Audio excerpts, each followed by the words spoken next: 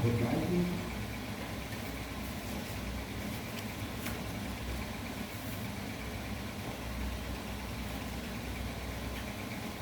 Jawa itu ada Bromo yang ada Jawa, Jawa, Bumi, Manado.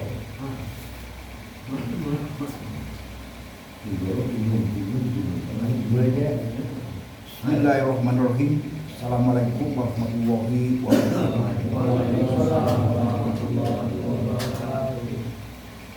Alhamdulillahirrahmanirrahim. Kita menyatakan syukur kepada Allah.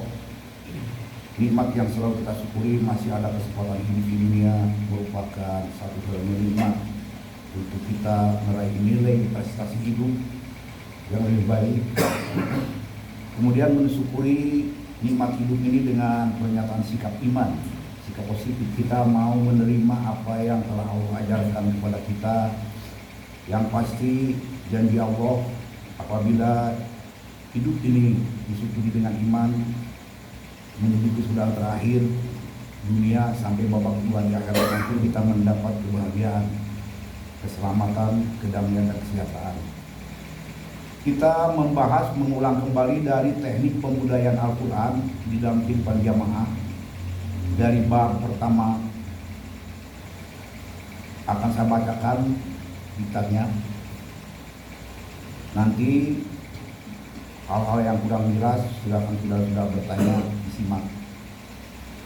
Dalam proses pembudayaan Al-Quran dalam kehidupan jamaah, kita hendaklah memulai mengenal mengenai kedudukan Al-Quran itu sendiri, kandungan makna Al-Quran, sehingga diharapkan nantinya sedikit banyak dapat memberikan penjelasan mengenai isi Al-Quran, sehingga memudahkan kita untuk memahaminya.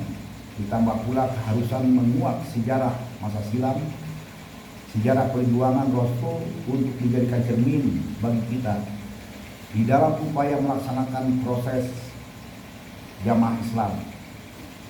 Untuk memudahkan para pembaca kitab ini, saya sistematikan bahasanya sebagai berikut bahasannya. 1. Pengertian Al-Quran. A. Menurut bahasa, Al-Quran dari segi bahasa, kata Al-Quran adalah masdar atau akar kata dari qoro'a yaqra'u Qur'anan, yang berarti bacaan atau informasi tertulis. B. Dari segi istilah, Al-Quran adalah kalam Allah, kalamullah yang ditanjilkan kepada Rasulnya Muhammad SAW untuk disebarluaskan kepada umat manusia supaya dipergunakan sebagai petunjuk dalam menyusun hidup dan kehidupan manusia di dunia yang ujungnya ajaran ilmu Allah. Perhatikan surat Al-Qiyamah ayat 16 sampai 19. La tuharrik bihi lisanaka litajalabi. Janganlah engkau mengharapkan adanya akselerasi pemahaman dan realisasinya. Inna alaina jam'ahu wa qur'anah. Karena sesungguhnya adalah hakku untuk pengumpulan dan penginformasiannya. Fa iza qara'nahu fattabi qur'anah. Karenanya apabila kami informasikan, hendaklah kamu ikuti dia. Summa inna alaina bayana, dan adalah versiku pula untuk penjelasan maupun penguraiannya. Selanjutnya Quran surat Al-Isra ayat 9. Inna hadzal qur'ana yahdi lillati hiya aqwam wa yubasyshirul mu'minina alladziina ya'maluna ash-shalihati anna lahum ajrun kabira. Sesungguhnya Al-Quran ini adalah petunjuk bagi jalan kehidupan yang lurus dan merupakan tumpuan harapan, kebahagiaan bagi orang-orang yang mukmin yang merealisasikan imannya ke dalam bentuk amal saleh, bahwa bagi mereka akan tersedia piala kemenangan dan keberhasilan. 2. Eksistensi Al-Quran berbeda dari literatur-literatur lain, baik yang lahir di daerah sekuler maupun tergolong kitab-kitab keagamaan. Al-Quran bukanlah produk dari empirisme dan bukan pula hasil renungan bukan hasil campuran antara rumus-rumus wahyu dengan hasil pemikiran manusia, tapi semata-mata wahyu yang semenjak diturunkannya sampai sekarang belum dan tidak ada perubahan sedikit pun. Perhatikan Quran surat Asy-Syura ayat 52. Wa kadzalika auhayna ilaika ruham min amrina ma kunta tadri mal kitab walal iman walakin ja'alnahu nuran nahdi bihi man nasar min ibadina wa innaka latahdi ila siratin mustaqim.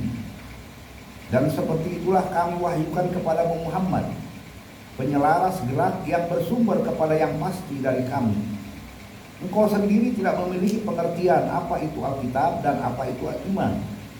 Tetapi sebaliknya kamilah yang mengolah ilmu itu menjadi cahaya penerang untuk memberikan bimbingan kepada siapapun yang menjadi pilihan kami. Dan sesungguhnya engkau telah kami pilih sebagai orang yang memperoleh bimbingan, pengertian dan kemampuan dalam merealisasi tata kehidupan utuh dan ampuh. Ayat ini dengan jelas menunjukkan bahwa Al-Quran bukanlah hasil imajinasi atau hasil pemikiran Muhammad, tetapi semata-mata wahyu Allah yang memiliki fungsi bimbingan penataan kehidupan sosial manusia yang tertuju kepada pencapaian dan tegaknya kesejahteraan yang merata, baik mental maupun material. Penjelasan ini pun merupakan perintah kepada Rasulnya untuk mengeluarkan pernyataan sebagaimana dijelaskan dalam surat Al-Kahfi 110. Qul innama ana basyarum mislukum yuha ilayya annama ilahukum ilahu wahidun faman kana yarju liqa'a rabbih falyamal amalan sholihan wa la yusyrik bi ibadati rabbih ahada. Nyatakan olehmu Muhammad, sesungguhnya aku ini manusia biasa seperti kalian, namun telah diwahyukan kepadaku bahwa sesungguhnya sumber gerak kalian itu berpangkal pada sumber gerak yang tunggal, yaitu sumber gerak proses semesta alam. Dan karenanya barang siapa yang ingin menikmati kenyataan kehidupan sebagai realisasi ajaran ilmu Allah sebagai pembimbing kehidupannya, hendaklah ia berbuat tepat menurut garis-garis ajaran ilmu tersebut, dan jangan sekali-kali mencampur adukan dengan motif-motif lainnya. Dan seterusnya keterangan-keterangan tersebut dikukuhkan dengan deklarasi Allah sebagai tercantum dalam surat An-Najm ayat 3 dan 4. Wa ma yantiqu 'anil hawa in huwa illa wahyu yuha. Dan bukanlah ia Muhammad berbicara sebagai manifestasi subjektivismenya, tetapi sesungguhnya ini pembicaraannya itu semata-mata wahyu Allah yang diajarkan kepadanya. Bagi para cendekiawan barat dan sekutu-sekutunya di kawasan timur yang bermental barat atau kebarat-baratan, dan kesadarannya telah diperlengkapi dengan skeptisme, sikap ragu, baik yang berpandangan sekuler maupun yang dilandasi keagamaan, pada umumnya beranggapan bahwa rumus-rumus wahyu itu hanyalah dogma yang dikategorikan oleh mereka kepada norma-norma mitologis yang tidak memiliki nilai ilmiah. Patut disayangkan bahwa dalam menanggapi Al-Quran skeptisme mereka kebanyakan banci, karena tidak mempunyai lagi daya dorong untuk menyelidiki lebih lanjut dengan intensif sebagaimana mereka meneliti objek-objek lainnya. Andai kata dengan ketajaman skeptismenya digunakan untuk menyelusuri relung-relung kitabullah dengan gairah yang sama dengan semangat mereka dalam menjelajahi alam semesta ini, kami yakin bahwa mereka akan lebih cepat mencapai hasanah yang terkandung di dalamnya daripada orang-orang yang dinamakan ulama Islam. Dan kami yakin bahwa mereka akan lebih mampu untuk menggunakan hazanah itu untuk mengubah kondisi dunia yang terubahnya bagaikan sebuah gudang dinamit yang dikelilingi anak-anak iblis yang sedang asik bermain api menjadi mahligai perdamaian dunia.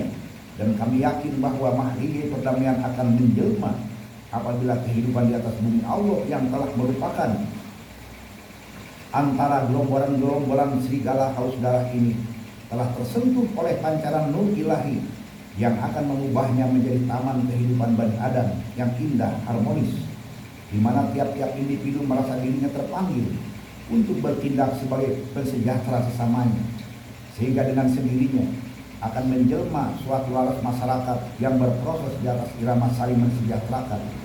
Sebagai unsur-unsur satu tubuh, suka dinikmati secara adil dan merata, duka ditanggung bersama tanpa pengecualian. Kemajuan sains dan teknologi hanya untuk diarahkan pada penaklukan alam bagi peningkatan kesejahteraan bersama, dan harta kekayaan hasil cucuran keringat manusia tidak perlu lagi diporoskan bagi perlombaan dalam penciptaan sarana-sarana pemusnahan manusia dan kemanusiaan. Yang ketiga, fungsi Al-Quran. Fungsi Al-Quran sebagaimana dijelaskan Allah dalam surat Al-Baqarah ayat 1-5 sebagai berikut.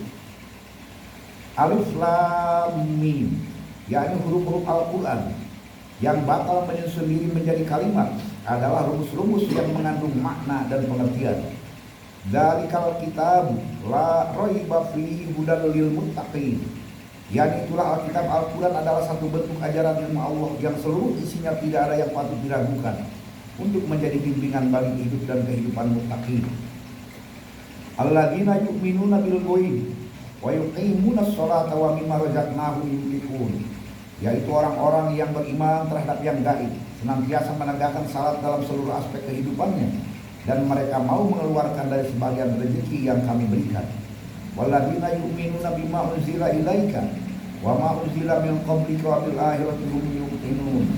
Dan mereka yang bersikap iman dengan Al-Quran yang diajarkan Allah kepada Muhammad, demikian pula sikap mereka terhadap kitab-kitab sebelumnya dan terhadap akhirat sebagai titik akhir, sebagai proses sejarah hidup dan kehidupan ini diyakini pula. Ulaika ala hudam mir rabbihim wa ulaika humul muflihun. Mereka itulah orang-orang yang telah menempatkan gaya hidup dan kehidupannya di atas bimbingan ajaran pembimbing mereka, dan orang-orang seperti mereka lah yang pasti bakal memenangkan kebahagiaan. Dan dijelaskan lagi dalam surat Al-Baqarah ayat 185, Syahrul Ramadan alladzi unzila fihil Qur'an hudal linnas wa bayyinatin minal huda wal furqan. Pada bulan Ramadan diturunkan Al-Quran yang kandungannya A. Bimbingan bagi kehidupan manusia, B. Penjelasan tentang rumus-rumus ayat yang tergolong pada kelompok bimbingan bagi kehidupan manusia, C. Garis pemisah antara norma-norma kehidupan yang bernilai positif, konstruktif dengan yang bernilai negatif atau destruktif bagi fungsi manusia.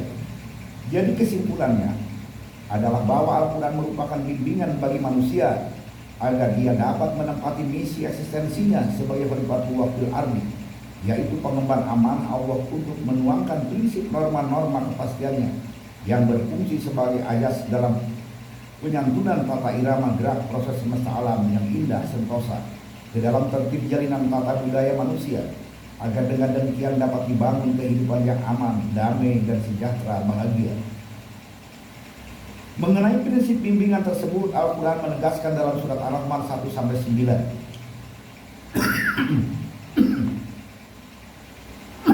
Ar-Rahmanu 'allamal Qur'an, khalaqal insana 'allamahul bayan. Asy-syamsu wal qamaru bihusban, wan najmu wasyajaru yasjudan, was samaa'a wa rafa'aha wa wada'al mizan, alla tadghaw fil mizan, wa aqimul wazna bil qisti wa la tufsirul mizan. Istilah Ar-Rahman, yakni dia Allah yang telah mengajarkan ilmunya Al-Quran. Dia pula yang telah menciptakan manusia dan menjadikan manusia sebagai objek pembahasan pokoknya. Allah mengajarkan sisi penjelasan, yakni benda-benda fisika organis yang terdiri dari matahari dan satelit-satelitnya diletakkan Allah di atas asas pastinya. Demikian pula dengan seluruh benda-benda kosmologi dan seluruh makhluk biologis telah menyatakan ketundukan terhadap kepastian itu. Bahkan seluruh semesta kehidupan ini oleh Allah telah diwujudkan dalam sistem kesetimbangan. Karena itu, kalian pun jangan melakukan pemerkosaan terhadap sistem kesetimbangan tersebut. Bahkan demi kedamaian kehidupan sosial kalian, sebagaimana damainya alam ini, tegakkanlah keseimbangan tersebut setepatnya, dengan tidak sedikit pun kalian timpangkan. Ditambah pula penegasan dengan surat Az-Zariyat ayat 20-21, wa fil ardi ayatul lil mu'minin wa fi anfusikum afala tubsirun. Di dalam proses bumi terdapat data-data objektif tentang kebenaran ajaran ilmu Allah sebagai pembimbingan kehidupan manusia. Dan demikian juga pada sekitar proses tubuh kalian, apakah kalian tidak mampu memahaminya? Sehingga sehubungan ini Rasulullah memberikan penjelasan sebagai berikut. Masalul mu'minina fi tarahumihim wa tawadihim wa ta'atufihim kama salil jasadi dasaska udun tada'a lahu sa'ilul jasadi bisahwi wal umam. Perhatikan gaya hidup manusia dalam jamaah, betapa ketaruhamanya dan saling mensejahterakannya serta solidaritasnya yang berakar pada rasa kasih sayang yang dalam. Ubahnya laksana dalam jalinan tertib irama yang indah yang berlangsung pada tubuh manusia. Bila sebagian menderita setara dengan otomatis seluruh tubuh menderita dengan rasa panas dingin atau demam. Jika kita teliti inti kandungan ayat-ayat Al-Quran dan Sunnah Rasul tersebut, maka kita akan memperoleh kesimpulan sebagai berikut. 1. Bahwa fungsi Al-Quran adalah pembimbing manusia sebagai makhluk psikososial, atau untuk lebih jelas fungsi Al-Quran adalah pemimpin alam kesadaran manusia yang tepat dan tegas. 2. Bahwa tahap awal dari kerja Al-Quran ialah memperkenalkan dirinya kepada rasio manusia dengan satu sisi introduksi yang dinamakan ahsana tafsiro, introduksi yang indah sempurna, yaitu suatu cara menghantarkan akal manusia ke arah pengenalan yang tepat dan objektif terhadap makna dan rumus-rumus Al-Quran yang mengandung norma-norma sosial budaya. Dan karena itu tersusun berdasarkan konsiderasi sebagai berikut. A. Rumus-rumus ayat Al-Quran yang tersusun dalam bentuk puisi yang padat kandungannya, maknanya itu membuka kemungkinan bagi terbentuknya atau terjadinya pemahaman-pemahaman yang keliru atau dikelirukan karena banyak titik-titik analogis yang dapat ditarik garis-garis logis atau asosiatif bagi terbentuknya berbagai pemahaman yang simpang siur bila dituangkan ke dalam bentuk prosa. B. Daerah keilmuan dari kandungan pokok Al-Quran adalah sosial budaya yang objek didiknya tidak dapat dijangkau daya pengenalan yang objektif dari akal manusia secara langsung dan tepat. C. Perlengkapan akliyah manusia yang tumbuh dan berkembang terus sebagai akibat dari interaksi sam'a basar dan aqidah serta faktor-faktor penginderaan dalam bentuk imajinasi dan jalur-jalur adaptasi yang terus bertambah sejalan dengan pengalaman dan kesan-kesan yang membekas sepanjang sejarah hidup masing-masing. Masing-masing individu yang berbeda-beda satu dengan lainnya dalam kualitas dan kuantitas atau variasi-variasi sesuai dengan kondisi lingkungan alam dan lingkungan sosial sejarah hidup masing-masing. Hal ini pun merupakan faktor yang menimbulkan aneka macam pemahaman yang berbeda terhadap ayat Al-Quran. D. Sebagai contoh, jika kita selusuri kembali sejarah hidup masing-masing, kita akan berjumpa kembali dengan peristiwa-peristiwa yang menimbulkan rasa prihatin karena nampak kepada kita dalam ungkapan film sejarah hidup sendiri yang menggambarkan tindakan yang keliru sebagai akibat memahami Al-Quran tidak secara bulat dan utuh. Dari uraian singkat ini, kita memperoleh kesimpulan bahwa faktor manusia adalah makhluk psikososial yang menjadi objek utama Al-Quran dan merupakan faktor ini dalam usaha kita untuk dapat menikmati bimbingannya dalam menjelma rubuk-rubuk bahrul ulum tempat tersimpannya hasanah perbendaharaan maknawi dari kitabullah yang sangat kita hayati sebagai senjata utama dalam perjuangan hidup untuk mencapai tujuan pokok yaitu kebahagiaan dunia dan akhirat. 4. Kandungan makna Al-Quran secara garis besarnya bahwa makna Al-Quran adalah menggambarkan tidak ada pengabdian di dalam kenyataan gerak hidup dan kehidupan ini kecuali menurut satu kepastian dari Allah. Hal ini dapat kita simak dari Al-Quran surat Al-Anbiya ayat 108. Qul innama yuha ilayya annama ilahukum ilahu wahid wa hal antum muslimun. Katakanlah olehmu sesungguhnya Al-Quran sudah diwahyukan kepadaku hanyalah sumber gerak kehidupan yang hakiki, maha tunggal. Oleh karenanya hendaknya kalian mengabdikan diri kepada Allah. Persoalan makna Al-Quran terbagi kepada dua pokok.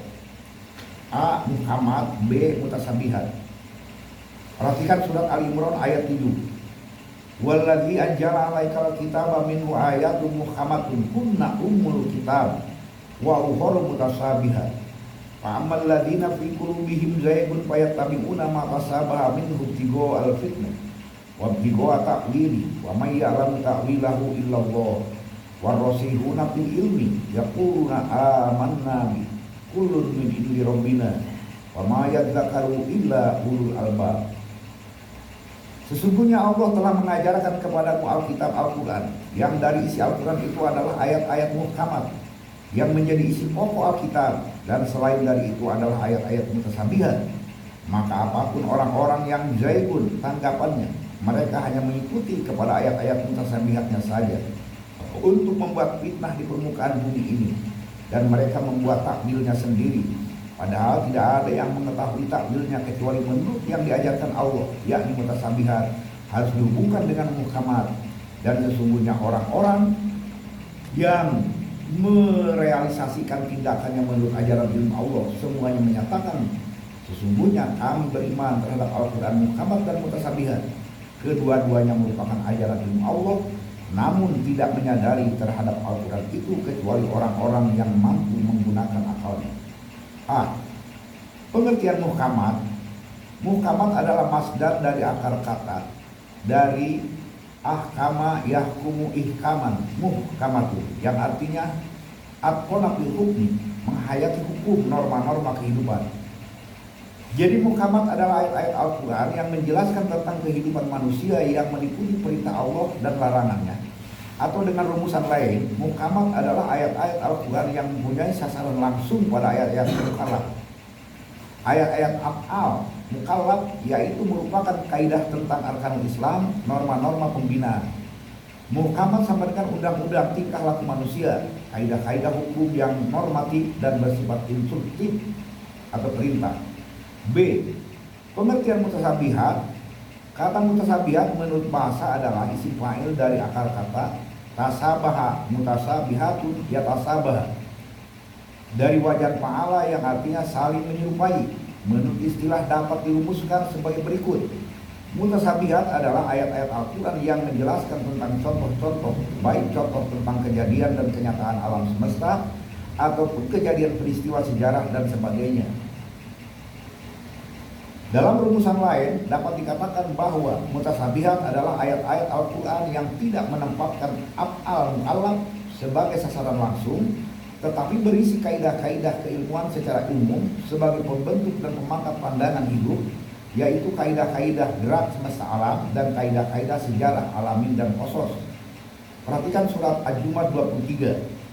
Allah nazzala ahsanal hadis kitab mutasabiha matsaniyah faksairu minhu juludul ladina yakhshawna rabbahum thumma talinu juluduhum wa qulubuhum ila dzikrillah dzalika hudallahi yahdi bihi may yasha wa may yudlilillahu fama lahu min hadi. Allah mengajarkan sebaik-baik pedoman hidup, yaitu Al-Quran, yang ayat-ayatnya saling menyerupai dan memiliki perulangan dan akan membuat merindingnya bulu roma orang-orang yang berharap cemas untuk meraih ridho Allah. Kemudian kalbu mereka akan menjadi terbuka untuk sadar diri terhadap ajaran ilmu Allah. Itulah petunjuk dan bimbingan Allah bagi siapapun yang menghendakinya. Dan barang siapa yang menyimpang dari itu, tiada lagi yang akan mampu untuk memberikan bimbingan dan petunjuk. Berdasarkan penjelasan di atas dapat ditarik kesimpulan bahwa ayat-ayat mutasabihat ialah ayat-ayat Al-Quran yang menunjukkan kepada contoh-contoh atau ungkapan yang menjadi pembuktian terhadap kebenaran ajaran Allah. Ayat-ayat mutasabihat secara garis besarnya terbagi kepada dua bahagian. A. Ayat yang menjelaskan kejadian alam beserta prosesnya yang menurut istilah Al-Quran al-alami. B. Ayat-ayat yang menjelaskan tentang peristiwa kehidupan umat manusia terdahulu, baik rasul-rasul Allah beserta para pendukungnya, atau peristiwa kehidupan orang-orang kafir terhadap ajaran yang dibawa para rasul, yang menurut istilah Al-Quran adalah qasas atau amba'ul ladzina khalau.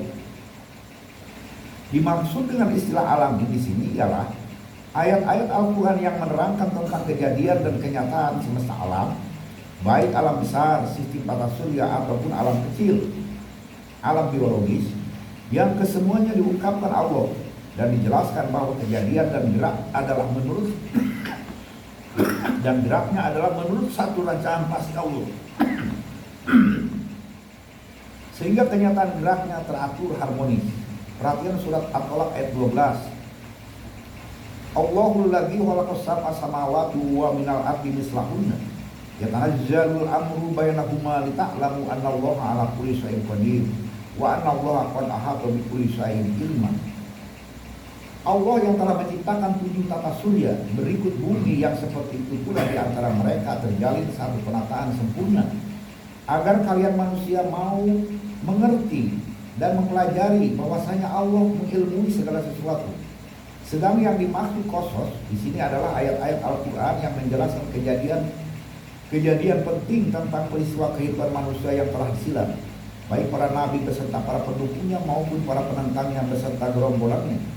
Surat Toha ayat 99 menjelaskan, "Kadzalika naqussu 'alaika min amba'i ma qad sabaq wa qad atayna min ladunka dzikra." Demikian kami kisahkan kepadamu Muhammad tentang peristiwa-peristiwa yang telah lewat.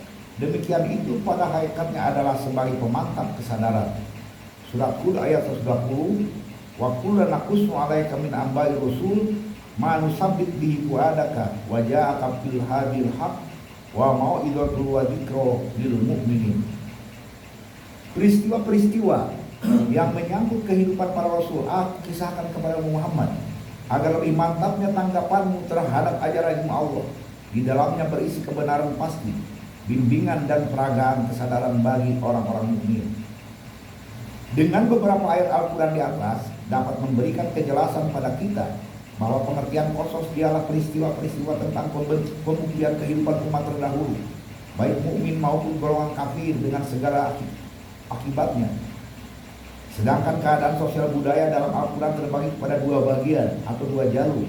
1. Jalur sejarah para rasul beserta para pendukungnya, kenyataan kehidupannya aman, damai dan sejahtera, yaitu kehidupan yang makmur, bernapaskan kasih sayang, yang diistilahkan Al-Quran ruhamau bainahu, salamun ala mursalin atau hasanah di dunia dan hasanah fil akhir. Kenyataan ini sebagai imbalan dari penataan hidup persis menurut ajaran ilmu Allah, dan itu pun akan berlaku pula bagi kita manakala kita pun menata kehidupan semodel itu. 2. Jalur sejarah umat yang kehidupannya tidak menurut itu. Kenyataan kehidupannya penuh huru hara dan kemelut, yaitu kehidupan yang saling baku hantam, saling memeras, dan lain sebagainya. Ini adalah akibat logis dari sikap mereka yang diistilahkan Al-Quran walahum adzabun alim. Sekeji-kejinya kenyataan hidup adalah yang bertentangan dengan apa yang diperintahkan Allah, dan itu pun dapat kita alami manakala meniru kehidupan semodel itu. Kedua jenis ayat-ayat alamin dan Qasas mempunyai kedudukan sama, yaitu sebagai pembuktian kebenaran ajaran ilmu Allah yang diistilahkan Al-Quran wa min ayatihi. 5. Sistematik Tanjil Al-Quran sebagai pedoman pelaksanaan jamaah menurut sunnah Rasul. Wahyu pertama yang diterima Nabi Muhammad ditanjilkan Allah melalui malaikat Jibril adalah surat Al-Alaq ayat 1-5. Ayat pertama, Iqra bismi rabbikal ladzi khalaq. Nyatakan sikapmu untuk menyusun hidup menurut ilmu yang diajarkan Allah pembimbingmu, yang juga seasas dengan ilmu yang ditetapkan bagi penciptaan dan penataan alam semesta. Pemahamannya dari ayat 1 surat Al-Alaq ini, perintah kepada manusia yang menerima Tanjil Al-Quran menurut sunnah Rasul harus menyatakan sikap. 1. Pernyataan Bismillahirrahmanirrahim. 2. Pernyataan syahadat, asyhadu an la ilaha illallah wa asyhadu anna muhammadar rasulullah. Yang dimaksud dengan pernyataan bismillah adalah sikap siap untuk menjadi khalifatullah fil ardi di dalam satu kepemimpinan dalam jamaah.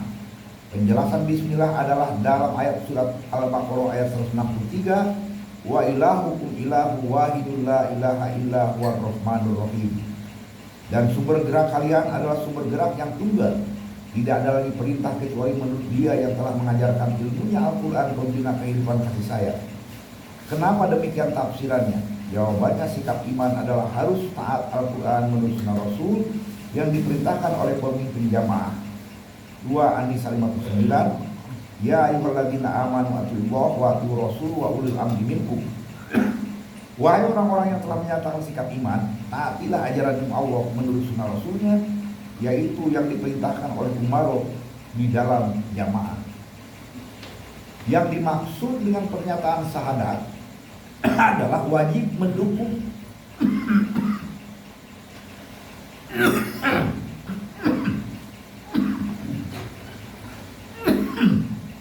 yang dimaksud pernyataan syahadat adalah wajib mendukung kelancaran jamaah dengan pengorbanan diri, waktu, dan harta.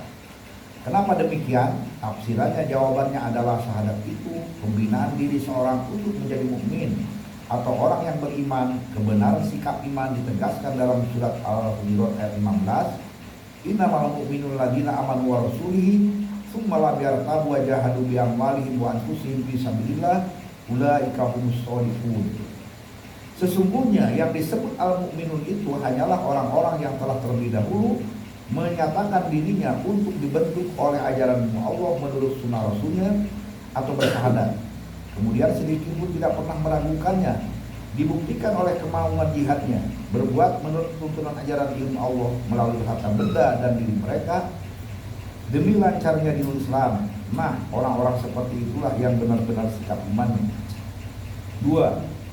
Orang yang sudah menyatakan syahadat wajib menata diri pribadi, yaitu melaksanakan 2 perintah Allah dan meninggalkan 8 larangan Allah, yaitu 1. Berbuat ihsan kepada kedua orang tua, baik orang tua kandung ataupun orang tua budaya guru di dalam jamaah. Lihat Quran surat Al-Isra 23, wa qadara rabbuka alla ta'budu illa iya wa bil walidaini ihsana imma yablughanna indakal kibaru ahaduhuma aw kilahuma fala taqul lahumā uffin wa la tanharhumā wa qul lahumā qawlan karīmā. Dan Allah pemimpinmu telah memerintahkan agar kamu jangan beribadah selain menurut ajaran Allah, yaitu berbuat ihsan kepada ibu bapa kandung atau dalam jamaah. Jika salah seorang di antara keduanya atau keduanya sampai berusia lanjut dalam pemeliharaanmu, maka sekali-kali jangan engkau menolak perintahnya dengan mengatakan kepadanya perkataan atau menolak, dan janganlah engkau membentak keduanya dan ucapkanlah kepada keduanya perkataan yang baik. 2. Menghormati setiap manusia. Al-Furqan ayat 63. Wa ibadur rahmanil ladzina yamshuna 'alal ardi hauna wa idza khatabahumul jahiluna qalu salama. Adapun hamba-hamba Allah yang sudah diajarkan kepadanya Al-Quran adalah orang-orang yang berjalan di bumi dengan rendah hati, dan apabila orang-orang jahiliyah menasihati atau menghina mereka menjawab, aku hanya mau hidup menurut ajaran Allah, membina kehidupan selamat, damai, dan sejahtera.